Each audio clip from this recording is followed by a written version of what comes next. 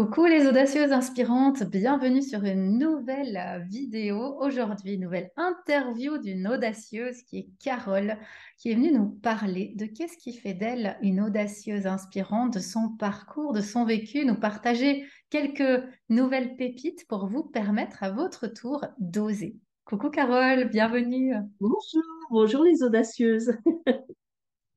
Alors, merci Carole d'avoir accepté de venir nous partager tes petits secrets, tes pépites pour être audacieuse et oser dans ta vie.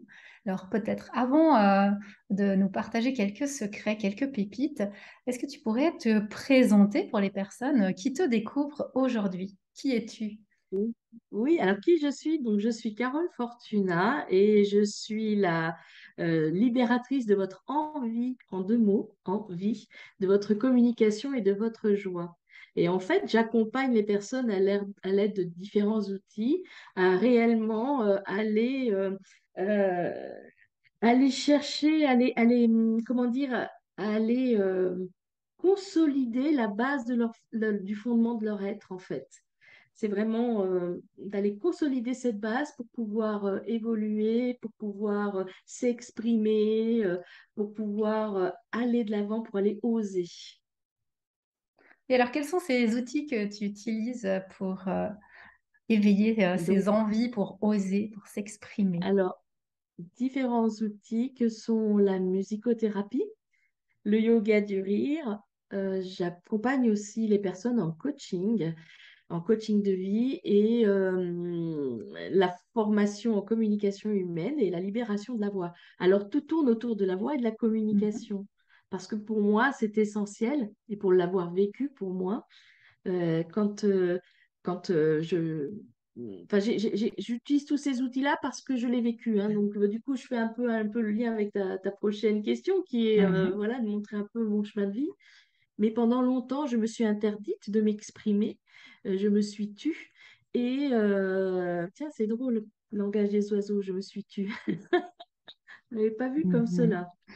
Euh, et du coup, pour moi, c'est important d'accompagner les autres à libérer leur être, à libérer la parole de leur être, l'expression de leur être, parce que c'est la base de tout pour pouvoir commencer à avancer dans la vie.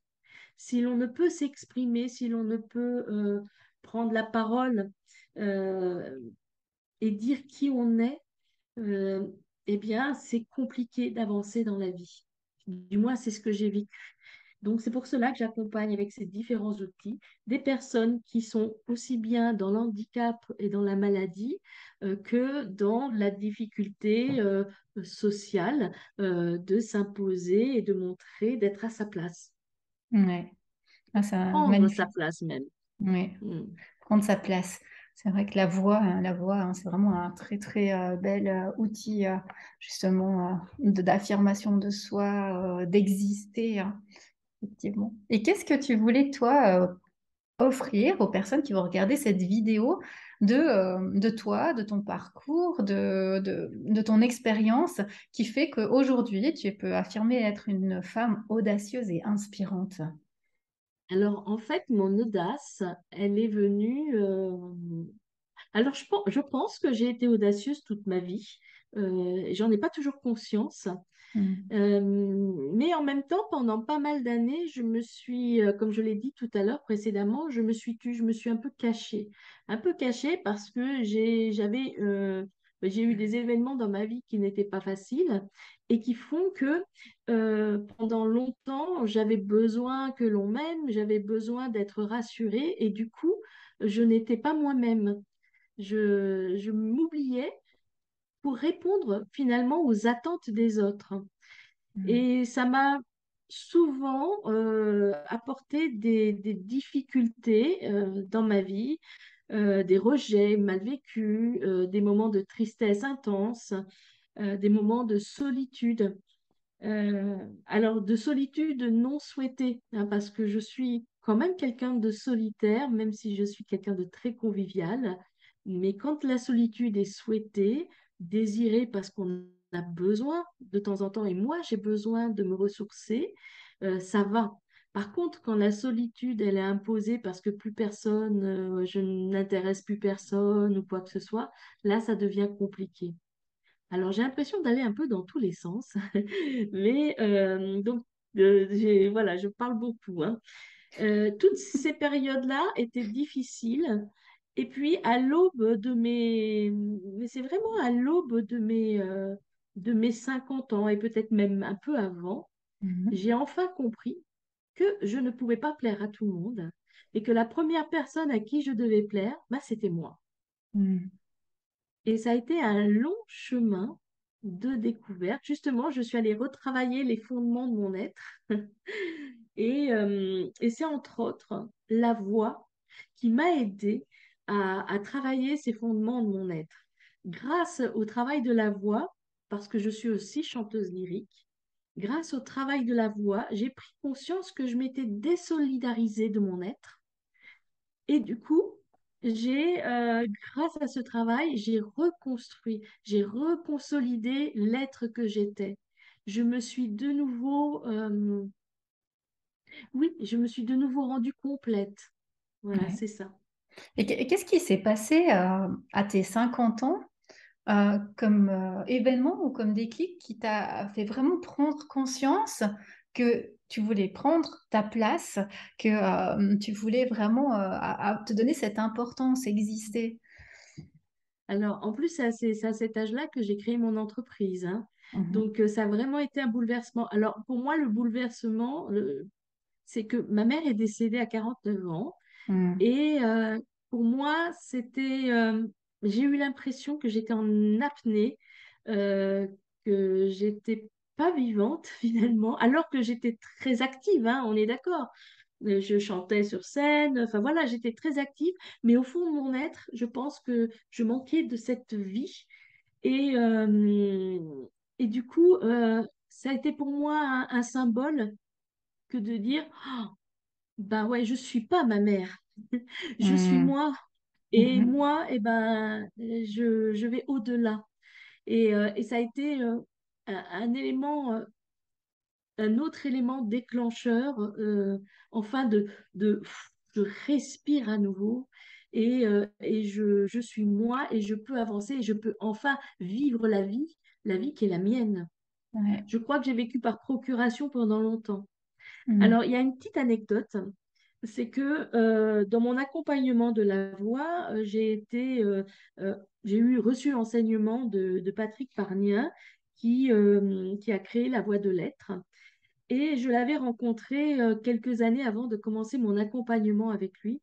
Donc, c'est un accompagnement que j'ai fait pendant 6 ans, qui me permet aussi d'accompagner les personnes dans le respect de leur être et dans toute bienveillance. Et donc, je le rencontre une première fois. Je voulais tester le bonhomme avant de, de suivre son enseignement. Et je le teste pendant un stage. Et là, il me fait faire un exercice pour sortir la voix. Puis au bout de deux, trois mouvements, il me dit, bon, ça va, Carole, toi, la voix, il n'y a pas de difficulté à la sortir. Mais il dit, maintenant, tu vas faire l'exercice sans la voix. Et là, il s'est passé quelque chose en moi, c'est que j'ai commencé à manquer de respiration. J'étais en train de m'étouffer tellement je n'arrivais pas à respirer. Et Mhm. il a arrêté l'exercice et il m'a dit, respire maintenant. Et là, j'ai pris conscience que j'étais vivante. Et ça a été le Mhm. début donc de ce processus de me dire, je ne suis pas ma mère et je vais aller au-delà. Mhm. C'est C'était beau. la prise de conscience que pendant plus de 20 ans, je m'étais vraiment enfermée et je m'étais empêchée de respirer. Ouais, comme si tu avais un peu, avec cet exercice, donné ce premier souffle de la naissance, hein. Ouais. Exactement, Mhm. exactement. C'est tout à fait ça. D'ailleurs, pour moi, mes 50 ans ont été une nouvelle naissance, une renaissance, vraiment. Ouais, ouais. Et je trouve que c'est vraiment important aussi ce que tu partages là de 50 ans, parce que combien de femmes ou de personnes, mais pour moi des femmes, puisque c'est des femmes spécialement que j'accompagne, viennent me dire, et elles ont même pas 50 ans, elles ont 40, 45, elles viennent dire, ah mais c'est trop tard maintenant, je suis trop vieille pour recommencer quelque chose. Maintenant, je reste dans ce que je suis. Euh, j'ai pas Alors, il les n'y a pas d'âge. compétences. Et c'est tellement dommage de penser comme ça. Ouais, il n'y a pas Oui, tout d'âge. à fait. Il n'y a pas d'âge. En fait, moi, ce que j'ai retenu de la vie, c'est qu'il ne faut pas se comparer aux autres. Hmm. Donc, parce que souvent, je vois des jeunes femmes de 30 ans, de 40 ans qui font des choses extraordinaires. Je me dis, ah ouais, mais pourquoi est-ce que je ne l'ai pas fait à ce moment-là? Mais parce qu'à ce moment-là, moi, dans mon parcours de vie, Hmm. je n'étais pas prête. Ouais, Donc, on peut être prête dans notre parcours de vie à faire des choses qui nous correspondent, qui font partie de notre être à 30, à 40, à 50, à 60, même à 70. Il n'y a pas d'âge. Donc, ce que je conseille à toutes les personnes qui nous écoutent, c'est ne vous arrêtez pas à ces chiffres qui sont inscrits sur notre feuille de papier, sur notre carte d'identité. Ne vous arrêtez pas à cela parce on peut évoluer à tout âge et on peut apprendre à être soi et à se respecter à tout âge. exact. Ouais, Il n'y a, c'est il y a pas important. d'écrit, il n'y a pas de règle qui dit c'est à tel âge et pas autrement. Mhm. Très juste. Et alors, qu'est-ce que toi, tu avais envie de partager? Qu'est-ce que tu as mis en place à ces 50 ans quand tu as eu cette grosse prise de conscience que finalement, tu ne vivais pas vraiment hein, et que tu as eu cette deuxième vie, cette renaissance? Qu'est-ce que tu as commencé à mettre en place quand tu t'es rendu compte de ça? Alors déjà, c'était quelque chose que j'avais commencé à mettre en place déjà à l'époque où ma mère était décédée. Mon premier pas, ça a été de dire, OK, chaque jour où je me lève, je pose les pieds au sol, que je respire, tout va bien, je suis vivante et c'est une belle journée. Donc j'ai commencé Mhm. comme cela à l'époque où ma mère était décédée et j'ai gardé cette dynamique quand même de remercier la vie d'être là. Ouais. Et là, à mes 50 ans, à cette renaissance, ça s'est intensifié. Ça s'est intensifié au point que c'en est devenu ma philosophie de vie et ma philosophie aussi de travail, que j'ai créé ce métier pour pouvoir porter cette, euh, cette conviction en moi et qui m'aide Mhm. justement à vivre et à évoluer. Euh, et c'est d'ailleurs par le souffle que je pêche au niveau santé. C'est ça qui est incroyable, hein. La vie est surprenante. Donc, le conseil que je peux apporter, c'est celui que je donne souvent, c'est que j'ai mon chemin de vie, donc j'ai l'horizon, voilà. Je sais, j'arrive jamais à l'atteindre, hein. Voilà, un jour je l'atteindrai peut-être, mais pour l'instant, j'y suis pas. Il est là, je le vois. C'est ce qui me permet d'être droite et d'avancer dans la vie avec fierté. Et en même temps, régulièrement sur mon chemin, ben, je rencontre des obstacles, des Mhm. cailloux, des murs, des rochers qui viennent m'empêcher de passer. Euh, Auparavant, je ne voulais pas les entendre, les éviter. Maintenant, depuis mes 50 ans, eh ben, j'ai appris à accepter d'avoir des obstacles sur mon chemin. Ça a été une véritable révolution. Avant, j'évitais. Je me voilais la face finalement, hein. Non, mais non, tout va bien. Quand on me demandait comment ça va, Carole, ça va bien, même si au fond de moi, ça n'allait pas. Mais je ne Mhm. voulais pas l'avouer. Donc, j'ai appris à accepter les obstacles, à accepter que des choses me fassent mal. J'ai accepté d'être devant des murs parfois, voilà, et d'être bloquée. Et puis, ça m'a aidé à aussi accepter bien qu'il y a des solutions pour contourner ces problèmes ou pour avoir, ben, pour une fois que j'ai eu mal, de pouvoir continuer mon chemin en ayant moins mal possible. Donc, quand des difficultés, des tristesses me viennent, arrivent sur mon chemin et que ça me fait mal, maintenant, je l'accepte, je l'entends, je le vis. OK, c'est bon, parfait. Mais après, je fais un choix de vie. Et ça, depuis mes 50 ans, c'est vraiment, mais fortement ancré en moi. Je fais un choix de vie. Est-ce que je décide d'emmener dans mon sac à dos de vie le poids de ce qui m'a fait mal, ou est-ce que je décide de le mettre sur le bas-côté de la route et de continuer mon chemin avec un sac léger? Eh bien, Mhm. moi, j'ai choisi la deuxième solution. Voilà. Ça, c'est la première leçon. Et puis, quand je me trouve face à un mur, à un obstacle, bah ouais, c'est d'accepter que je n'arrive pas à passer à travers. C'est accepter que cet obstacle, il est là. Et puis là, j'ai appris depuis mes 50 ans, parce que je n'osais pas le faire avant, je pensais que c'était une faiblesse, ben, j'ai appris à demander de l'aide. Et j'ai appris que finalement, j'étais pas seule dans la vie et que je pouvais très bien m'en sortir et avancer grâce à l'aide des autres. Et Mm. que c'était pas une faiblesse de demander de l'aide, que d'appeler au secours. Et là, bah, toi, tu le sais bien, Christa, parce que quand il y a des moments où c'est difficile pour moi, que je me sens pas bien, bah, j'hésite pas à en parler avec toi parce qu'on travaille en binôme, qu'on se soutient pour dire là, je vais pas bien, c'est difficile pour moi. Et c'est bon de demander de l'aide. Euh, voilà, donc quelqu'un qui va peut-être me passer la corde pour passer au-dessus du mur, ou Mhm. quelqu'un qui va m'ouvrir une porte invisible pour me dire, mais regarde, là, tu peux passer par là. Voilà. Donc Ouais. ça, c'est une grande leçon de vie que Mhm. j'ai apprise. C'est important, c'est vrai, ce fait d'oser demander de l'aide et puis d'oser demander de l'aide à des personnes où on se sent en confiance, on se sent entendu, écouté. Et c'est important de dépasser cela. Puis comme tu dis, de voir les choses tout à coup sous un nouvel angle auquel on n'avait même pas pensé. Ah oui, c'est vrai, j'avais pas pensé à tel aspect ou à telle chose ou à telle solution. Et vraiment de débloquer ces problématiques. Et puis aussi de se Oui, sentir moins seul, parce que quand on est quelqu'un qui veut toujours tout gérer même, euh, on a vraiment aussi cette solitude qui est là, et il est là tout à coup de te dire, ah oui, il y a quelqu'un qui peut m'entendre, qui peut comprendre peut-être ce que je vis, qui peut m'aider. Tout à coup, il y a tout qui s'ouvre, qui se débloque. Et ça, on pense pas quand on est dans cette croyance qu'il faut se débrouiller seul, qu'on est assez fort pour se débrouiller seul, que c'est une faiblesse que de demander de l'aide aux autres, etc. Ouais. oui, et puis on s'essouffle aussi. Et je vois, c'est aussi valable pour les personnes qui sont dans le monde de l'entreprise face aux échecs. Alors, et les échecs de l'entreprise, mais aussi c'est valable pour les échecs de la vie.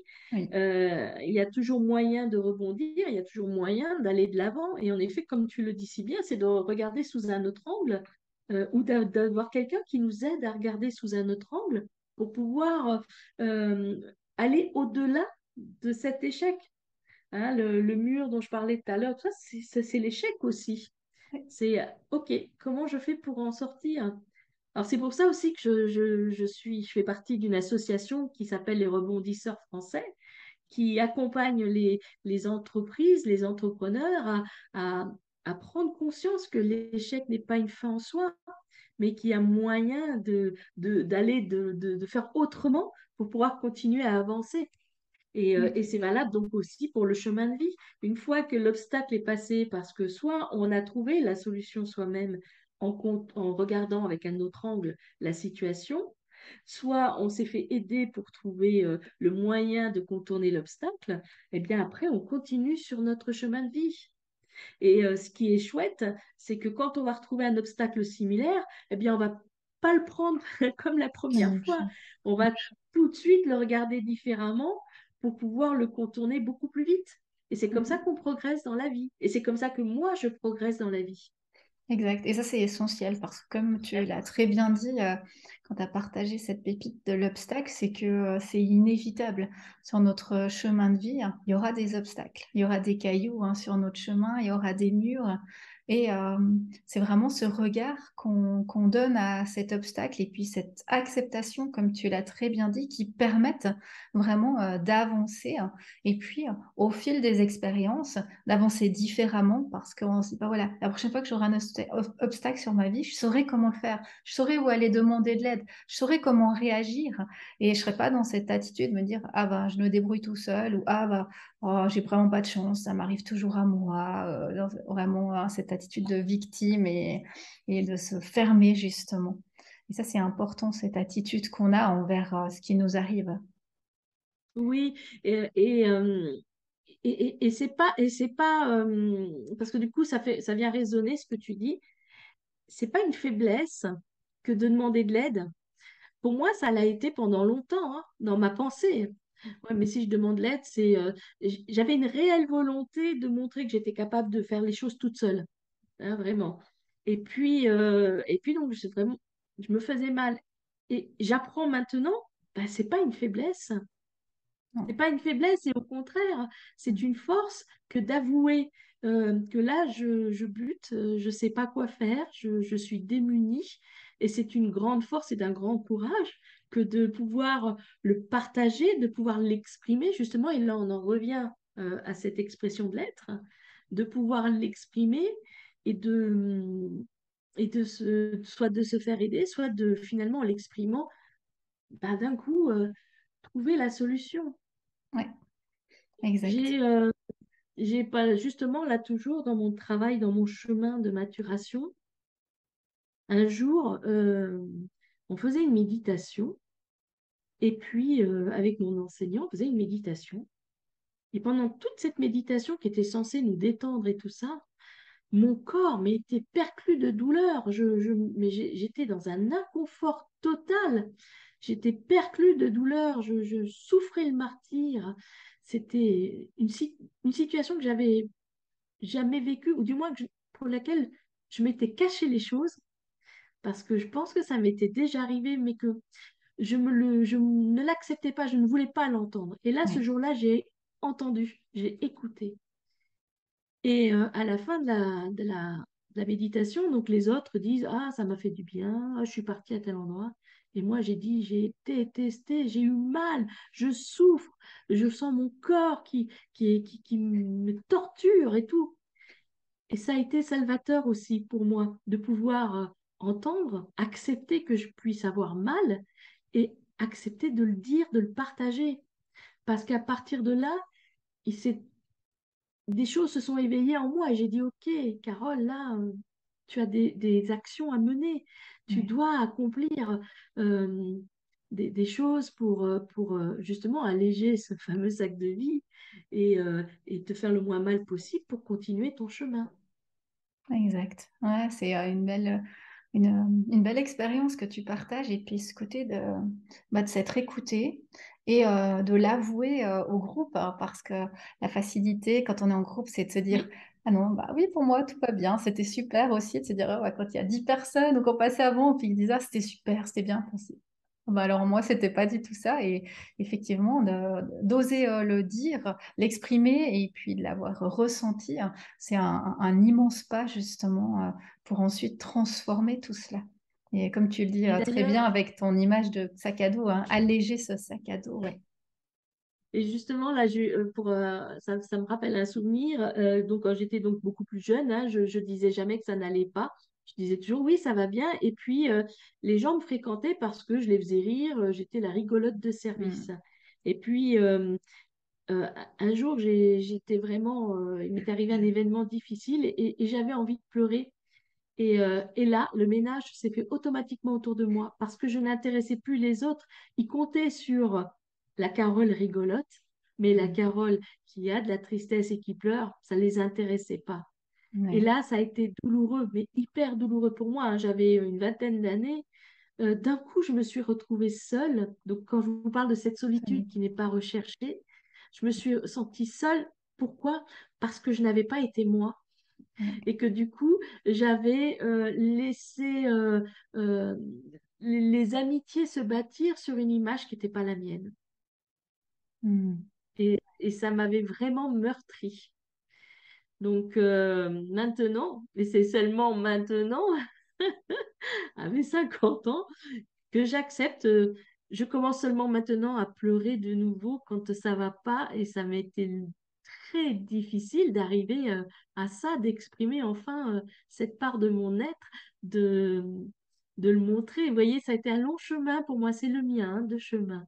Pour d'autres, ce sera plus rapide, pour d'autres, ce sera encore plus long. Mais voilà, et depuis que j'accepte enfin de libérer cette part de mon être, de l'exprimer, eh bien, je me sens beaucoup plus complète et les amitiés que j'ai sont des amitiés beaucoup plus justes Mm. parce que les Authentique. gens me prennent comme je suis. Ouais. Cette authenticité, justement, d'être soi et ensuite d'avoir autour de soi des personnes qui nous correspondent et qui sont avec nous pour qui l'on est et nous, inversement, avec elles pour qui elles sont. Et ça, c'est très, très important. Et souvent, il y a cet artifice hein, dans la société, devoir jouer un rôle, porter un masque, comme tu disais très bien au début de cette interview, pour être aimé, pour être reconnu. Et finalement, cet événement qui te ramène à toi et à te dire, bah voilà, je me suis cachée, j'ai joué un rôle et là, je me retrouve seule. Et je me rends compte que c'est douloureux et que les gens qui m'entouraient étaient artificiels finalement. Ouais. C'est ça. Alors maintenant, je porte toujours la joie, hein, parce que la Mhm. joie, intrinsèquement, enfin, elle est au fond de moi, elle est Ouais. importante. Ça fait partie des fondements de mon être, hein, la joie. Et puis, j'ai découvert aussi, après le décès de mes parents, que finalement, c'est une marque de fabrique chez nous. Parce que mes deux parents avaient la joie au fond d'eux aussi. Et donc, la joie, elle fait partie de mes fondements. Et c'est une joie maintenant assumée parce qu'elle est équilibrée avec la tristesse. Ouais. Et ma joie, elle existe parce que j'ai des moments de tristesse, parce que je vis aussi la tristesse. Et c'est grâce à ça que je peux être dans une joie sincère. Voilà. Et puis c'est un choix de vie vraiment en disant, c'est ça, c'est la joie, moi, que j'aime. C'est mon moteur, enfin, c'est mon essence. Ouais. Ouais, est-ce que Avancer. c'est vrai, est-ce que tu partages, c'est important, c'est cette polarité, voilà, c'est la lumière et l'ombre. Sans, sans lumière, sans ombre, ça va ensemble, hein. Il n'y a pas d'ombre sans lumière, il n'y a pas de joie sans tristesse. C'est vraiment, la vie, elle est comme ça, faite de cette polarité qui est importante. Et tu partageais en début de live, enfin, d'interview, tu partageais cette phrase, ce sorte de leitmotiv ou de mantra, ou je sais pas comment on peut le dire, que tu as gardé toi aujourd'hui dans ton travail, dans ton quotidien, de dire que au décès de ta maman, tu avais ce rituel le matin quand tu te levais, que tu avais tes deux pieds au sol, te dire je suis là, je suis vivante, vraiment, et tu as gardé ça hein, avec ton mantra, ta phrase chaque jour que je respire mérite un sourire, qui est un très Ouais. beau mantra, leitmotiv. Et tu as créé ton podcast en partant de ce mantra, de cette phrase. Est-ce que pour conclure cette interview, tu pourrais dire un petit mot sur ce podcast qui justement va vraiment dans ce que tu as partagé, de cette énergie, de cette joie que tu offres au monde par qui tu es, de ce rayonnement que tu as aussi par ce podcast. Ah, bah, merci Christa. Alors oui, ce podcast donc, qui existe depuis septembre, hein, et en fait, je l'ai vraiment lancé pour partager mes pensées voilà, sur la vie et puis mes expériences aussi. Je ne suis pas donneuse de leçons, hein, je partage mon expérience pour qu'elle puisse inspirer, pour qu'elle puisse, voilà, peut-être accompagner certaines personnes d'un coup à avoir la révélation, se dire, mais oui, voilà moi ce que je vais mettre en place, Mhm. hein. Il y a vraiment, c'est mon expérience et ma vie. Et souvent, je m'appuie sur des cartes pour lancer le sujet. Et là, bah, voilà, le flow vient, ou un événement qui m'est arrivé. Et le flow vient de partage de ce que je suis, de cet être qui est là en face de vous. Et puis, j'aime aussi, je suis beaucoup inspirée par les autres. Parce qu'en bonne humaine, j'ai besoin des autres. Et du coup, bah, Christa, tu as fait partie des personnes interviewées. J'aime faire venir des invités une fois par une semaine sur deux pour qu'ils nous partagent aussi bah, leur propre expérience sur la joie, sur euh, comment elles font face à l'échec et à la tristesse, comment elles agissent, elles réagissent. Et c'est très inspirant. Et du coup, bah oui, c'est juste pour partager ce fait que chaque jour qu'on respire mérite un sourire ou mérite un rire. C'est important voilà, d'avancer. Cette joie, elle fait partie de nous, hein. Elle est quand même là, cette joie-là. Mhm. Voilà. Merci Carole.